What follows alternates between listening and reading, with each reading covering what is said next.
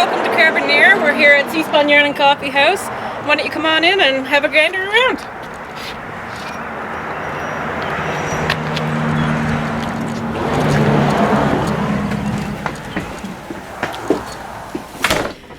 Here we are inside of our store. My name is Corinne Reid, and myself and my wife Cara founded the store 3 years ago almost.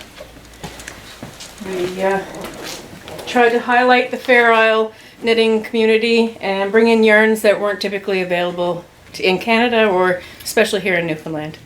So we've got quite a variety of rare yarns here, and we've tried to bring in some local as well and more readily available yarns as well for our local knitters. How did you come up with the idea? Cara taught herself to knit during COVID, and it quickly became a joke between us that it would be easier for me and cheaper for me to own a yarn store than to have her keep hoarding it at home. So we were on holidays in Ontario and came across the idea of maybe it might not be such a bad idea after all. And we started looking into it, and by September, that was in June, and then September we opened up, September 15th of, I guess it was 2021, yeah. Could you give us a tour? Yeah, of course.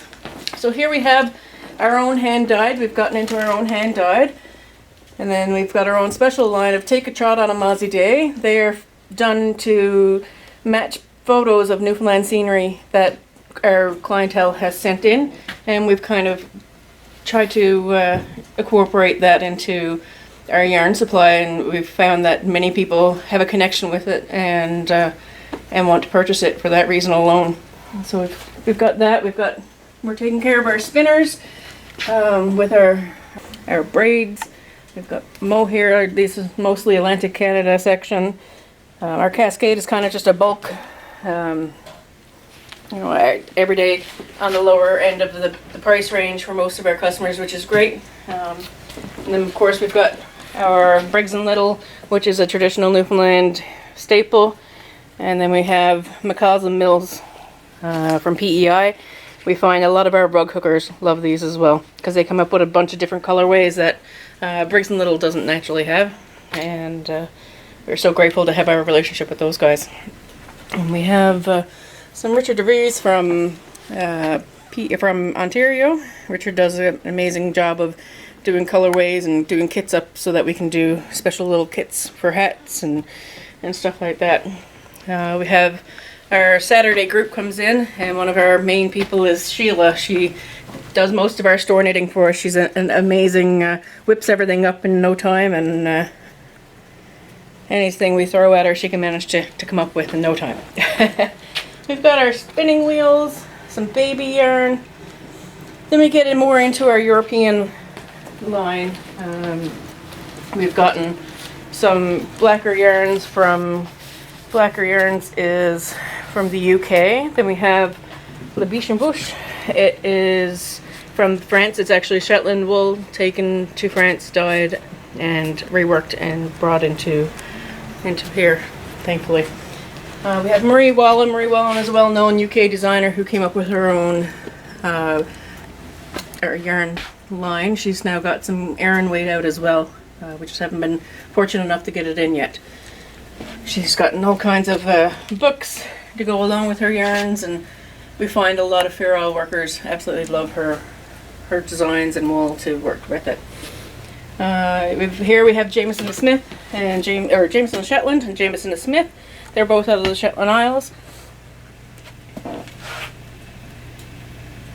And these are typically used if your viewers are into the Shetland Wool Week. These yarns are quite often used in their yearly cap pattern. And these are the last, this one is not, but these two are the last couple of years, and the one you just viewed over on top of the sweater was this year's pattern. It's cool. Here we have a loom. We've tried to bring in some antiques for yarn winding. And we also have some border mills, which is from a tiny little mill on the border of the UK. So we've tried to cover our bases and bring in as many of our customers' needs and demands as we can. So the group that comes here, what do they do? So they call themselves the Stitch and Bitchers. I don't know if you can use that word, but they use them. They bring in any project they're working on Saturdays usually, or any time throughout the week, but Saturdays for sure. They're here all day, and they bring in whatever projects they're working on. Sometimes they'll all work on the same project if they kind of agree on one project. If not, some people are working on socks, others are on sweaters. There might be crochet afghans. There's one lady brings in her spinning wheel and spins. It's just a group of people that come in and share the love of fiber and friendship, and we have a grand time here on Saturdays. There's upwards of 12 of them on any given Saturday, so it's fantastic.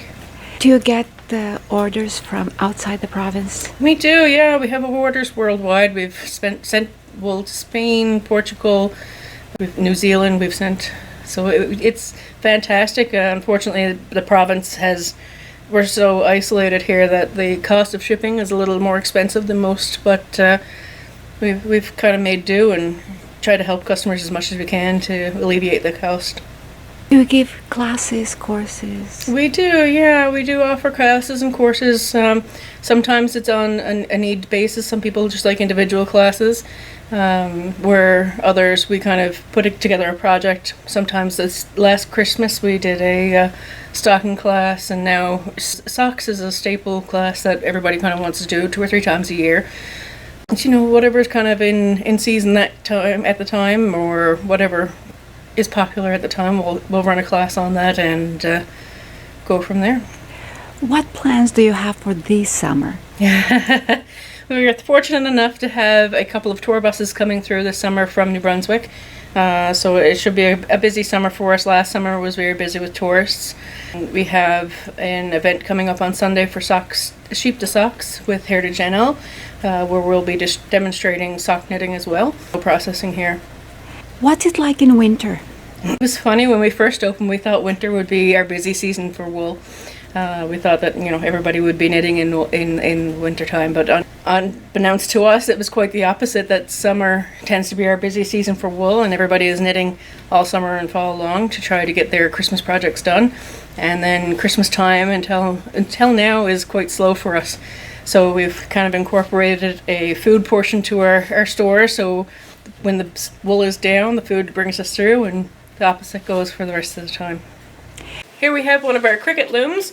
We encourage customers to come in and try it for themselves. A lot of people have memories of their ancestors weaving in their hometowns and in their own homes.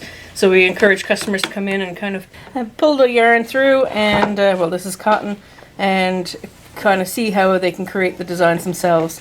And it seems to be a up-and-coming revival of weaving within the province, which is great to see old crafts come back and be renewed. What is your favorite activity? My favorite is fair oil.